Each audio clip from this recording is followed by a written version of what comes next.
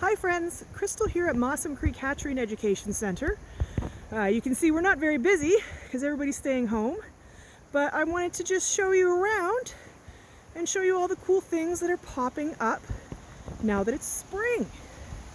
So the first thing I want to share with you is this really awesome plant. You can see it's flowering right now. Tons and tons of flowers. In fact, most plants put out their flowers, well, at least in BC, a lot of plants put out their flowers before their leaves even start to come out. Because really, your flowers are what is going to produce your seeds, and your seeds are going to be what helps your species survive. So each of these flowers is going to turn into a seed, hopefully. Now, you might be wondering, what kind of plant is this? Well, let me give you a hint. Each of these flowers is going to turn into like a little egg-sized plum.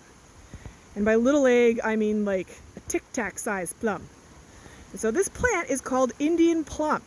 It is the indigenous plant that has grown in BC and all over the North Coast for a very long time. Now, the plums themselves, not super great source of food because they're about the size of a tic-tac. And they're mostly seed because this plant wants to reproduce. It wants to make more of itself. So the plums aren't the tasty part, but these leaves, these fresh new leaves, you can actually eat those. And you can add them to salads. Now don't pick wild ones because we want to make sure those ones keep wild. But if you have one in your backyard, you're welcome to give it a snack. And they taste kind of like cucumber. Now if you wait until later in the year when the seeds are really old, they don't have a lot of that sweet flavor that they got in the springtime, and so now is usually the best time if you want to try an Indian plum. All right, your turn. I want you to head outside at some point in the next day or so and see if you can find an Indian plum blooming in your area. They smell really nice. Let me give them a sniff.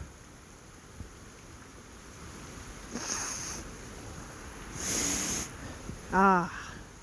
Very good. All right, go find yourself an Indian plum.